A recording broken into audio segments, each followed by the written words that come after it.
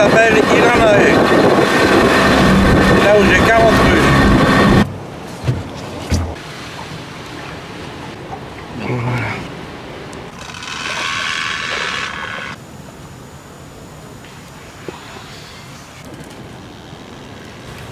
Ouais, de Carvéo. Là, tout à l'heure, quand je suis arrivé, là, ça se voit qu'il a plu, tu as tous les toupards qui sont partis un jour. Si un jour tu as l'occasion de dormir ici. Ouais. Parce que le matin, quand tout le monde part au travail, là, donc tu vois, je mets de la toile de jute parce que... Ça fume bien. Bah oui, et puis tu vois, quand il a plu là, cette nuit ou tout à l'heure, si j'attends de trouver quelque chose de sec pour... Ah là, ouais. S'il y a une reine, donc s'il n'y en a pas, ben j'introduis je réunis les deux colonies ensemble. À l'époque, les abeilles vivaient à l'état sauvage, et une abeille, quand elle sent la fumée, pour elle c'est un incendie, un danger. Ouais. Donc aussitôt que tu envoies de la fumée, vite elles vont rentrer et se gorger de miel.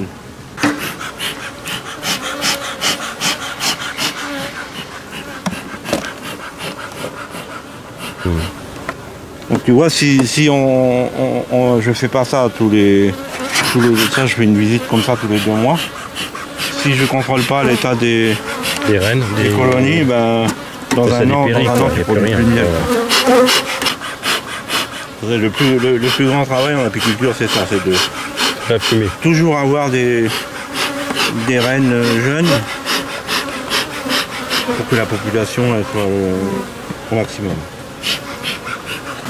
Donc, tu vois tous ces cadres là, on va les fondre. Donc là, ces cadres-là, qu'est-ce que tu en fais? Quand on va mettre l'autruche? Ben là, je vais regarder s'il y a une reine ou s'il n'y a pas de reine, je mets tout le monde dehors. Tu vois, toutes les abeilles qui sont là, je vais les secouer, mettre la ruche que j'ai emmenée à la place, toutes les butineuses vont rentrer dedans. Ah, parce que c'est à la même place, c'est pour ça? Voilà. Si tu veux, ça t'évite de perdre. Pour moi, là, il n'y a presque plus d'abeilles, mais enfin, tu vois, il y en a encore quand même. Donc là, je regarde si je vois des œufs, je regarde si je vois une reine vierge ou une reine fécondée. Et si tu la vois par rapport à la couleur et la grosseur? La reine vierge, ouais. Elle est petite. La reine, une fois qu'elle est fécondée, ben, elle a son abdomen qui gonfle et elle est plein d'œufs. Elle est plus petite et sa démarche n'est pas la même. Ah ouais. Et tu veux le distinguer comment? C'est plus gros. Et c'est plus gros? Ouais. Et il y a beaucoup de mâles dans une ruche? Une ruche une ruche de production dans laquelle il y a 40 à 50 000 abeilles. Il y a une reine et il y a à peu près 200 mâles. Et quand on arrive en période de disette ou en hiver dans l'hémisphère nord, eh ben les abeilles tuent tous les mâles et les foutent dehors. Parce que ils ne travaillent pas les mâles non plus. Ouais. C'est des bouches inutiles à nourrir. Voilà, l'apiculteur, la connaissance de l'apiculteur, c'est écouter les abeilles et de savoir à quel moment tu dois enfumer. À quel moment tu dois enfumer. Là, je vais être agressif parce que les deux cadres vont s'imposer ensemble, celui du blanc et celui du haut.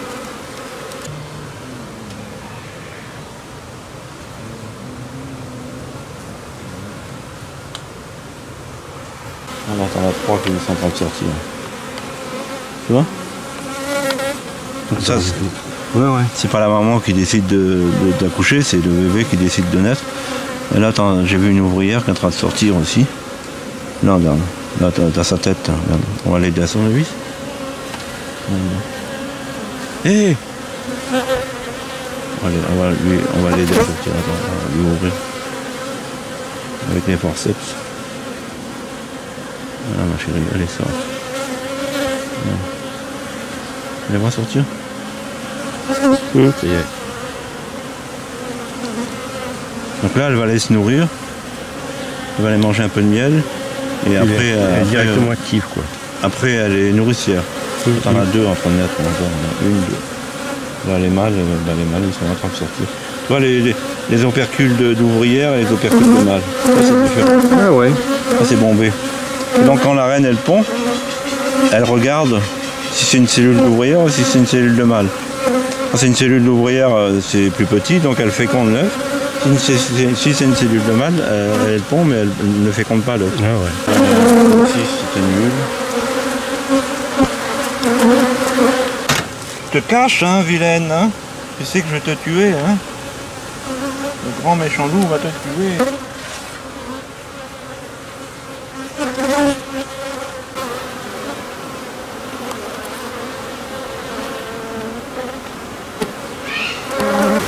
Ou si tu veux, quand il n'y a pas de reine pendant longtemps, comme c'est le cas là, à un moment qu'il n'y a plus de reine, les abeilles nourrissent une ouvrière qui est déjà née, ils la nourrissent avec de la gelée royale.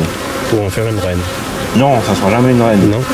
Elle va se mettre à pondre, mais comme elle n'a pas d'organes génitaux,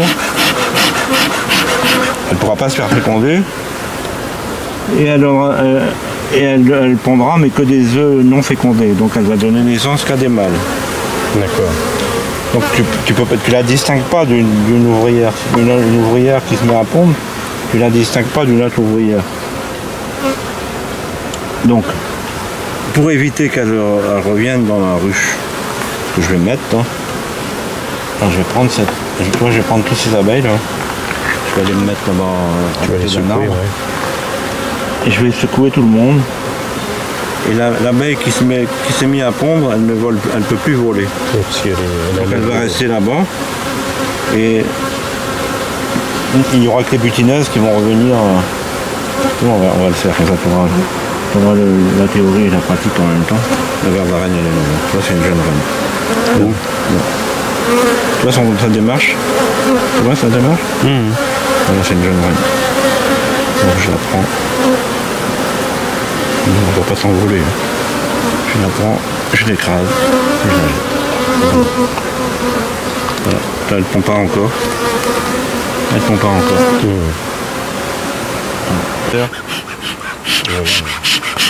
Allez, on met ça là-bas.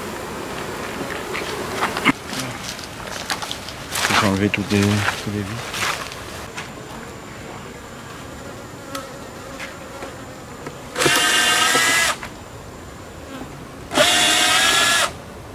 Du coup, une abeille, après que ce soit, une fois que la ruche est bien stabilisée avec tout son groupe, s'il y a une abeille d'une autre ruche qui veut venir, il la tue.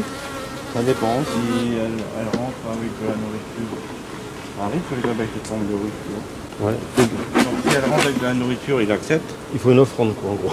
Voilà, si elle rentre pour voler, bah, il accepte.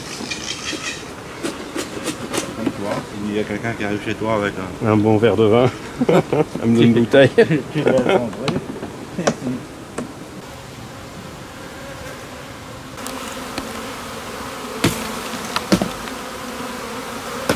Un apiculteur qui fout toutes ses abeilles dehors. Faut le faire. Hein? Faut le faire.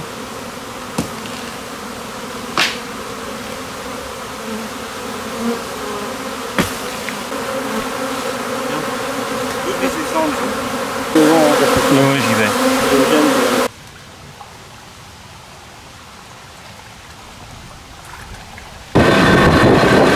Ce moto s'appelle Iranae.